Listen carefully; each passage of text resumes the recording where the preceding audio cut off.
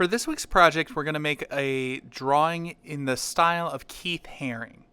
So what I'm going to do is start off by sketching in pencil. It's always a good idea to start off in pencil so you can erase and make adjustments if you make mistakes.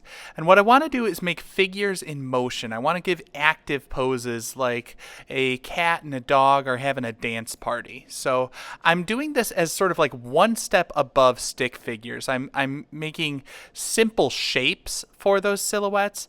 And in fact, some people actually will use the strategy of drawing the stick figure in the pose and then make shapes around those lines. If you're having trouble figuring out like what would the silhouette look like for a pose, you might start off by drawing the stick figure in the pose and then make essentially like a bubble around that. Now, as I was looking at mine, I thought about the balance of the positive and negative space. I wanted to create some smaller shapes and smaller silhouettes, so I made like a boombox and some musical notes. And then I'm outlining everything with marker, and as I outline, I'm trying to make stripes around each figure, around each silhouette. And I want to use the edge of the marker, so I've got that wider edge and the wider lines.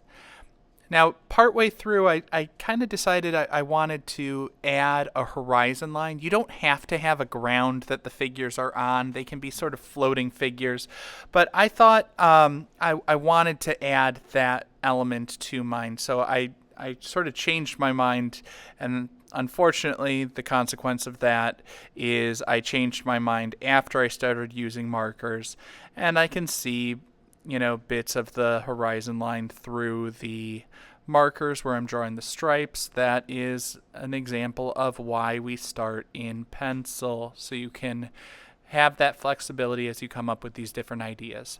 But as I'm coloring, I'm making those stripes around each silhouette, and I'm really not coloring the positive space. This is a project that's all about the negative space. I'm not coloring the shapes that I drew, I'm coloring the space around those shapes. And as that negative space gets filled more and more, the drawing really takes shape, and the silhouettes stand out because they're the only blank shapes in the entire space. I use the strategy of warm colors around my dancing figures and musical notes, and then cool colors on the ground to create a little bit of contrast around them. But of course, you can put whatever color schemes you want into your work. The one bit of advice I would give you is as you're making those stripes around your silhouettes, use the wide edge of the marker. Try to get those stripes so close together there's no white space in between the stripes. Now in the remaining space, the remaining negative space around my figures, I added just free-flowing, sort of spontaneous line designs inspired by Keith Haring and his whimsical approach, which was also informed by his interest in semiotics. Semiotics is the study of signs and signifiers, or symbols. He used a lot of symbols to communicate visually in his artwork, and I would encourage you to think about adding symbols to add a little bit of meaning.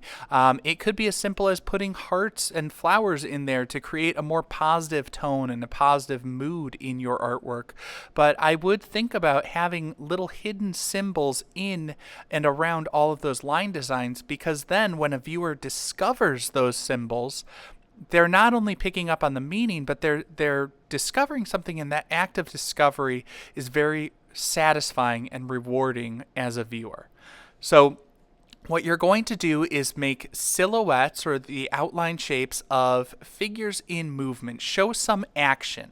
You're going to make a striped pattern outlining around the silhouettes, and then you're going to make free-flowing, sort of spontaneous line designs or Zentangles filling the remaining negative space. You're coloring the space around your shapes, not in the shapes.